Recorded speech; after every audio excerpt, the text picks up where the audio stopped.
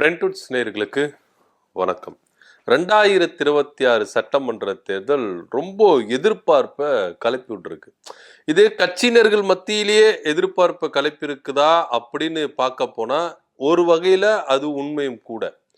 ஆனா அதை தாண்டி பொதுமக்களிடத்துல பயங்கர ஒரு எதிர்பார்ப்பை கிளப்பி விட்டுருக்குன்னு தான் சொல்ல முடியும். 2026 சட்டமன்ற தேர்தல் அதிமுகவுக்கு, பாமகவுக்கு, பாஜகவுக்கு, தமிழக வெற்றி கழகத்துக்கு, நாம் தமிழர் கட்சிக்கு, இந்த 5 கட்சிகளுக்கும் ஒரு பெரிய எதிர்பார்ப்பு இருக்கு. ஒரு முக்கிய கடமையும் கூட இருக்கு. இவங்க முதலா இந்த 2026 சட்டமன்ற தேர்தலை சந்திக்கிறாங்க அப்படின்ற ஒரு பார்வையில தான் பார்க்க வேண்டியதா இருக்கு. என்னப்பா முதலா சொல்ற? அதிமுக அப்படின்ற ஒரு கட்சி எத்தனையோ சட்டமன்ற தேர்தலை சந்திச்சு, பாமக, பாஜக இவங்க எல்லாம் எத்தனையோ சட்டமன்ற தேர்தலை சந்திச்சுட்டாங்க. ஏதோ தமிழக வெற்றி கழகத்துக்கு முதல் தேர்தல் அப்படின்னு சொல்லலாம் இல்ல. ஆனா இதுல என்ன விஷயம் அப்படின்னு நம்ம பார்த்தோம்னா, அதிமுகவை எடுத்துக்கிட்டீங்கன்னா முதல் தேர்தல் ஏன் எப்படி அப்படின்னு பாத்தீங்கன்னா, அதிமுகவுல எடப்பாடி பழனிசாமி பொதுச் செயலாளரா இருந்து அவர் தலைமையில காண்கிற தேர்தல் இதுதான் முதல் சட்டமன்ற தேர்தல் அப்படின்னு நம்ம எடுத்துக்கொள்ளணும். இதுக்கு முன்னாடி இருந்த சட்டமன்ற தேர்தல் அவங்க சந்திக்கலையா அப்படின்னா சந்திச்சாங்க. இரட்டை தலைமை ஒருங்கிணைப்பாளர், இணை ஒருங்கிணைப்பாளர் இரட்டை தலைமையில தான் 2021 சட்டமன்ற தேர்தலை அதிமுக சந்திச்சு. அப்போ ஓபிஎஸ், இபிஎஸ் 2 பேரும் 2 தலைமையில இருந்து அந்த தேர்தலை சந்திச்சாங்க. ஆனா இப்போ பல விஷயங்கள் மாறுபடி ஆயிடுச்சு. 2021 சட்டமன்ற தேர்தல இருந்தத இன்னைக்கு அதிமுக இல்ல. பல விஷயங்கள் அதிரடியான மாற்றங்கள் நடந்திருக்கு. சசிகலா ஒதுக்கி வச்சிருக்காங்க, அதுக்கப்புறம் தினகரனை ஒதுக்கி வச்சிருக்காங்க, செங்கோட்டையன் ஒதுக்கி வச்சிருக்காங்க, ஓபிஎஸ் வெளியேறிட்டாரு. இப்போ பல சவால்கள் எடப்பாடி பழனிசாமிக்கு இருக்கு. அதனாலதான் சொல்றோம், அதிமுகல எடப்பாடி பழனிசாமி பொதுச் செயலாளரா வந்து அவர் தலைமையில காண்கின்ற முதல் தேர்தல் 2026 சட்டமன்ற தேர்தல். இந்த தேர்தல் அவருக்கு முக்கியமான தேர்தலா கருதப்படுகிறது. ஏன் அப்படி நம்ம பார்த்தோம்னா, இவரு தொடர்ந்து தோல்விகளை சந்திச்சிருக்காரு. முதலமைச்சரா இருந்தார்ல, இவரு சிஎம்மா இருக்கும் போதே பல தோல்விகளை சந்திச்சிருக்காரு.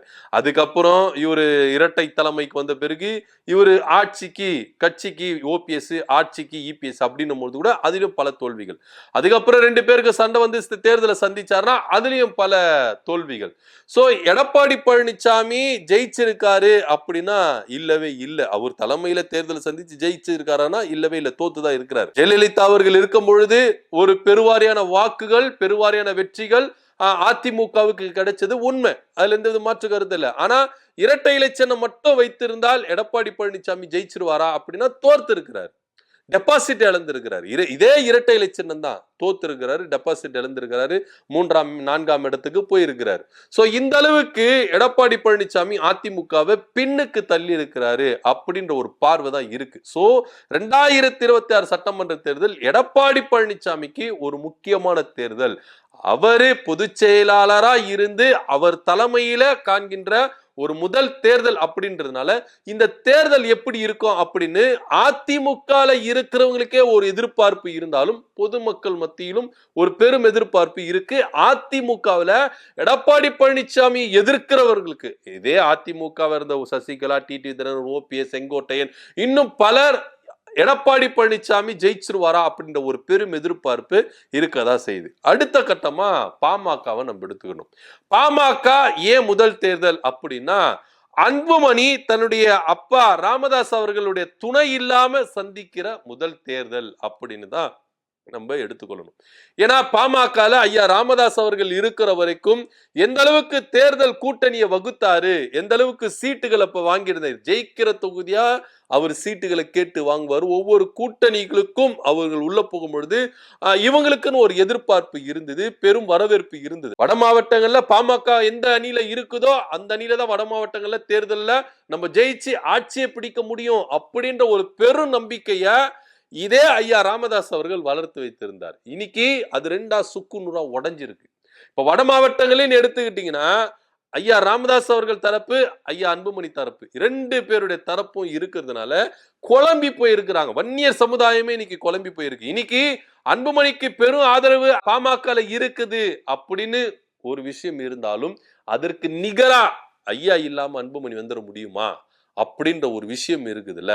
இந்த 2 ஒரு விஷயத்திலையும் அன்புமணி அவர்கள் ஒரு தெளிவான முடிவு எடுக்காரு. இன்னைக்கு தேர்தல் ஆணையத்துல தற்காலிகமாக ஒரு விஷயம் வந்திருக்கு. என்ன அப்படின்னு பாத்தீங்கன்னா, அன்புமணி தரப்புல இருக்கிறவங்க தான் உண்மையான பாமக. அவங்க ஏன்னா கட்சி ஆபீஸ் அவங்க அட்ரஸ் தான் போயிருக்கு அப்படின்ற ஒரு விஷயம் இங்க பார்க்க வேண்டிய ஒரு விஷயமா தான் இருக்கு. இப்படியா இருக்கும் பொழுது அன்புமணிக்கு இப்போ கூட இருந்து தகுந்த ஆலோசனை சொல்ற இடத்துல ஐயா ராமதாஸ் அவர்கள் இல்ல.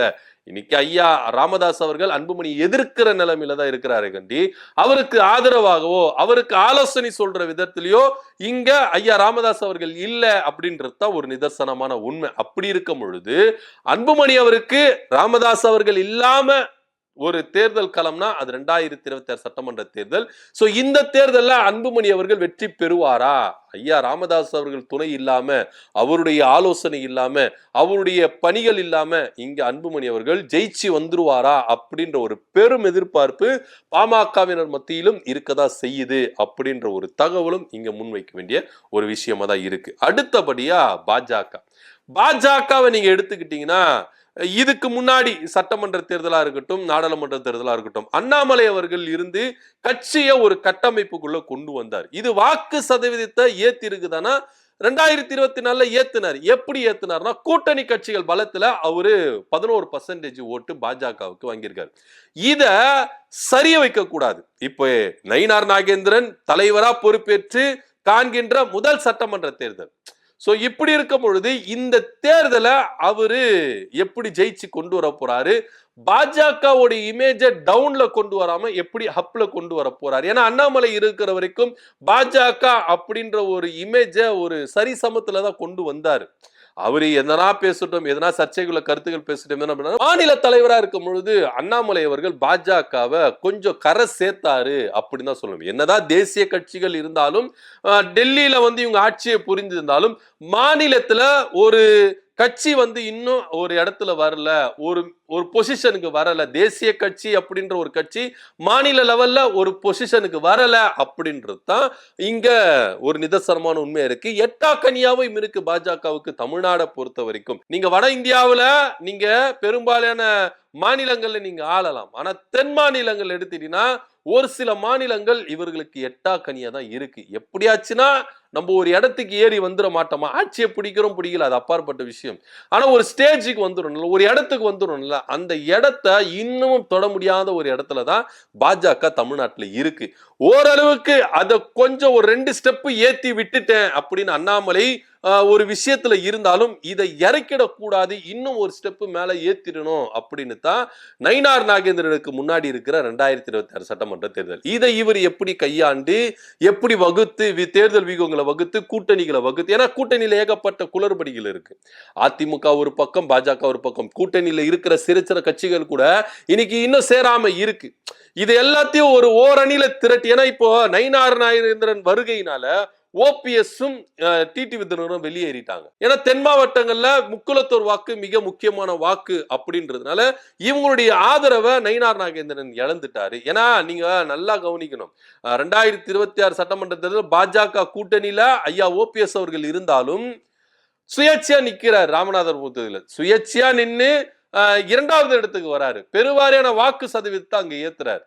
சோ இப்படியெல்லாம் முக்குலத்தோர் வாக்கு எந்த அளவுக்கு முக்கியத்துவம் அப்படின்றது பாஜகவுக்கு தெரியும், அண்ணாமலை அவர்களுக்கு தெரியும். ஆனா நயினார் நாகேந்திரனுக்கு அதை கோட்டை விட்டுட்டாரா? என்னதான் அவரும் முக்குலத்தோர் சமுதாயத்தை சேர்ந்திருந்தாலும் அவரு கோட்டை விட்டுட்டாரா கூட்டணியை அரவணைக்கிற விஷயத்துல அப்படின்ற ஒரு குற்றச்சாட்டு அவர் மேல இருக்கதா செய்யுது. சோ இப்படியா இருக்கும்போது இவ்வளவு சவால்கள் மிகுந்த இடத்துல நயினார் நாகேந்திரன் தலைவராக இருந்து 2026 சட்டமன்ற தேர்தல் ஜெயிச்சு பாஜகவை ஒரு படி மேல ஏத்த போறாரா இல்ல ஒரு படி கீழே இறக்க போறாரா அப்படின்றத பொறுத்து இருந்தா பார்க்கணும். அடுத்தபடியா நாம் தமிழர் கட்சி தொடர்ந்து எந்த கூட்டம் அவங்க கட்சி ஆரம்பிச்சதுல இருந்து தேர்தல் அந்த களத்துக்கு வரும் பொழுது அவங்க தனித்து தான் நின்று இருக்கிறாங்க. இதுவரைக்கும் யாரு கூட கூட்டணியும் போனதில்லை, யாரையும் கூட்டியும் சேர்த்துக்கிறது, தனித்து தான் நிக்கிறாங்க.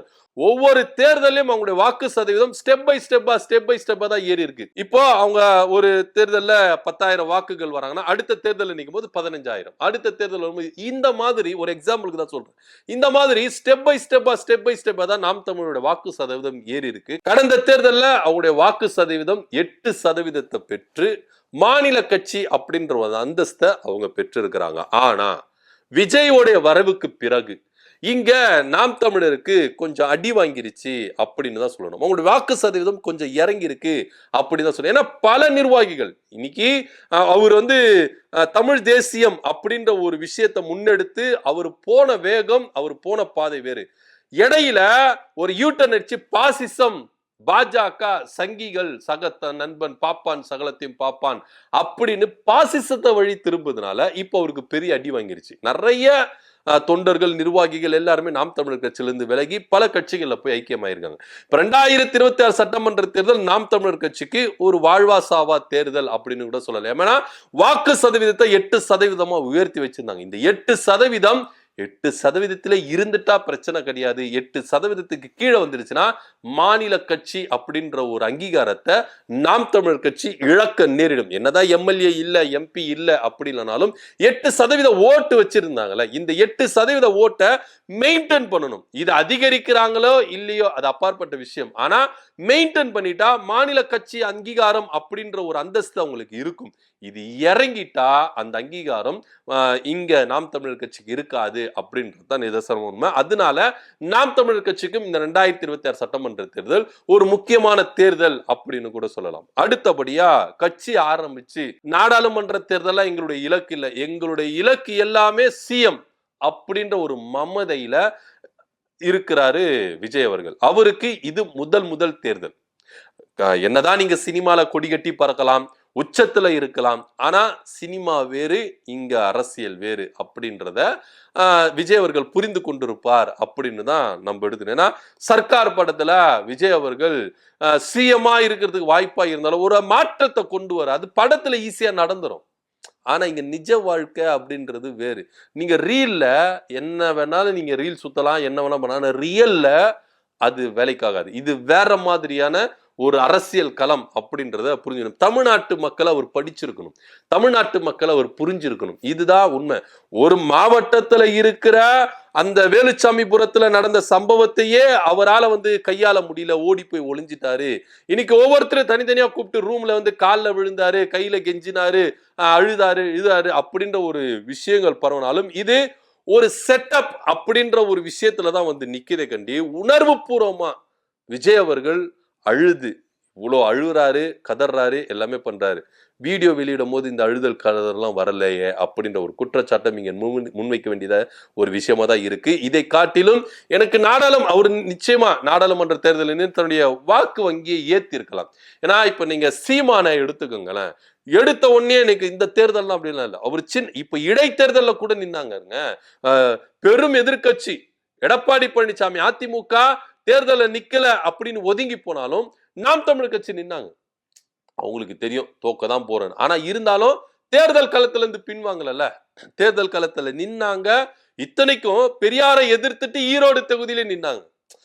அந்த தில் இருக்குல்ல நாம் தமிழர் கட்சிக்கு. ஆனா அந்த தில்லு இங்க விஜய்க்கு அவர்களுக்கு இல்லை. அப்படின்னு கட்சி ஆரம்பிச்சு 2024 நாடாளுமன்ற தேர்தலில் நின்று ஓட் பேங்க் அவங்க நிரூபிச்சிருக்கணும். ஒருவேளை அங்க ஓட் பேங்க் அவங்களுக்கு ஃபெயிலரா இருந்திருக்கலாம். அதனால பயந்து போயிட்டு கூட அவங்க என்ன பண்ணலாம், 2026 சட்டமன்ற தேர்தல் நிக்கிறோம். ஏன்னா நாடாளுமன்ற தேர்தல் அப்படின் போது எம்பிக்களுக்கான தேர்தல், அதாவது பிரைம் மினிஸ்டருக்கான தேர்தல். சட்டமன்ற தேர்தல் அப்படின்றது வரும்போது இங்க நம்ம தமிழ்நாட்டுக்குள்ள யாரு அப்படின்ற ஒரு விஷயம் இருக்குல்ல. சோ இவர் இங்க கால் பதிர்ச்சிடலாம் அப்படின்ற ஒரு விஷயத்துலதான் 2026 சட்டமன்ற தேர்தலை எதிர்கொண்டு, அதுவும் சிஎம் தான் இருப்பேன், வந்தா ராஜாவா தான் வருவேன் அப்படின்ற ஒரு விஷயத்துல இவரு குறிக்கோளா இருக்கிறாரு. அது அவருடைய நம்பிக்கை, அது அவங்களுடைய கட்சியுடைய நிலைப்பாடு. அதை நம்ம குறை சொல்ல முடியாது. ஆனா இருந்தாலும் இங்க விஜய் அவர்களுக்கு 2026 சட்டமன்ற தேர்தல் ஒரு முதல் பரீட்சை அப்படின்றத. இந்த பரீட்சையில அவர் பாஸ் ஆகுறாரா, ஃபெயில் ஆகுறாரா, இல்ல கோட்டையை விடுறாரா, இதுதான் இங்க பார்க்க வேண்டிய ஒரு விஷயமா இருக்கு. 2026 சட்டமன்ற தேர்தல இவர் சொல்லிக்கலாம் ஓட் பேங்க் இவ்வளவு இருக்கு அவ்வளவு இருக்கு அப்படின்னு. ஆனா கள நிலவரம் என்ன அப்படின்றது 2026 சட்டமன்ற தேர்தல் முடிஞ்சிட்ட பிறகுதான் இவங்களுடைய ஓட் பேங்க் அந்த இது விஷயம் என்ன பண்ண முடியும், பார்க்க முடியும், அனலைஸ் பண்ண முடியும் என்ன நடக்குது. ஆனா 2026 சட்டமன்ற தேர்தல் தமிழக வெற்றி கழகத்துக்கு ஒரு முக்கியமான தேர்தல். ஏன்னா பெரும் எதிர்பார்ப்புகளை மக்கள் மத்தியில விதைச்சிருக்கிறாங்க. மக்கள் இதை ஏற்படுத்தல, இவங்களாவே சோசியல் மீடியாக்கள்ல விதைக்கிறாங்க, ஒவ்வொரு விஷயத்தையும் விதைக்கிறாங்க. இது இவருக்கு கை கொடுக்க போகுதா அப்படின்றது இன்னொரு விதத்துல பார்க்க வேண்டியதா இருக்குது. அடுத்தபடியா திமுகவுக்கு இது ஒரு ரெக்கார்ட் பிரேக் பண்ற ஒரு தேர்தலா இருக்குமா அப்படின்ற ஒரு புள்ளிலும் நம்ம பார்க்க வேண்டிய ஒரு விஷயமா தான் இருக்கு. ஏன்னா நீங்க கடந்த 50 வருடங்கள் எடுத்துங்களேன், 2 முறை தொடர்ந்து ஆட்சியில திமுக இருந்திருக்கா அப்படின்னா இல்லவே இல்லை. நீங்க பேரறிஞர் அண்ணாவை எடுத்துங்க, மறைந்த முன்னாள் முதல்வர் தலைவர் கலைஞர் எடுத்துக்கோங்க. இவங்க யாருமே அடுத்து தொடர்ந்து வந்து என்ன பண்ணல, ஆட்சியை தக்க வைத்துக் கொண்டதே இல்லை. இவங்க ஆட்சி அப்படின்னா அடுத்து ஏடிஎம்கே வரும், அந்த மாதிரி தான் இருந்திருக்கு. ஆனா ஏடிஎம்கேக்கு இந்த ரெக்கார்டு இருக்கு. எம்ஜிஆர் காலத்திலே தொடர்ந்து ஆட்சி புரிஞ்சிருக்காங்க, ஜெயலலிதா ஆட்சி காலத்திலும் தொடர்ந்து ஆட்சி பிடிச்சிருக்காங்க. ஆனா திமுகவுக்கு இந்த வரலாறு இல்லை. இந்த வரலாறு ரெக்கார்டு பிரேக்க இப்ப இருக்கிற திமுக தலைவர் நம்முடைய முதலமைச்சர் மு க ஸ்டாலின் அவர்கள் ரெக்கார்ட் பிரேக் பண்ணுவாரா அப்படின்ற ஒரு விஷயமும் இங்க முன்வைக்க வேண்டியதா இருக்கு. ஏன்னா சவால்கள் நிறையவே இருக்கு. திமுக அரசுக்கு நிறைய சவால்கள் இருக்கு. அதிமுக பாஜக கூட்டணி ஒரு பக்கம், இப்போ தமிழக வெற்றி கழகம் அப்படின்னு அவங்க ஒண்ணு ஆரம்பிச்சிருக்காங்க. பட் இவங்க அவங்கள கணக்கு எடுத்துக்கலன்னா கூட தமிழ்நாட்டு மக்கள் மத்தியில இந்த ஒரு விஷயம் இருக்கதான் செய்யுது. அந்த மாதிரி சோசியல் மீடியாக்கள்ல இவங்க விதைச்சிட்டாங்க. சோ இப்போ இந்த இவ்வளவு சவால்கள் இருக்கு. இதை காட்டிலும் மக்களுக்கு இவங்க நல்லது செஞ்சிருக்கிறாங்க, மக்களுடைய வாழ்வாதாரத்தை இவங்க உயர்த்தி இருக்கிறாங்க அப்படின்ற ஒரு விஷயமும் இங்க பார்க்க வேண்டிய ஒரு விஷயமா தான் இருக்கு. பிள்ளைகளுடைய கல்வியினுடைய தரத்தை எந்த அளவுக்கு உயர்த்தி இருக்கிறாங்க, மகளிருடைய வாழ்வாதாரத்தை எப்படி உயர்த்தி இருக்காங்க, வேலை புரிகிற பிசினஸ் செய்கிற சிறு தொழில் குறு தொழில் எல்லாம் செய்யற ஒவ்வொரு பெண்மணியும், நெசவாளர்கள், விவசாயிகள் எல்லாருடைய வாழ்வாதாரத்தை எந்த அளவுக்கு உயர்த்தி இருக்கிறாங்க, தமிழ்நாடு அரசு எந்த அளவுக்கு திமுக அரசு இவங்களுக்கு பக்கபலமா இருந்திருக்கு அப்படின்றதையும் இங்க கணக்கிட்டு தான் பார்க்கணும்.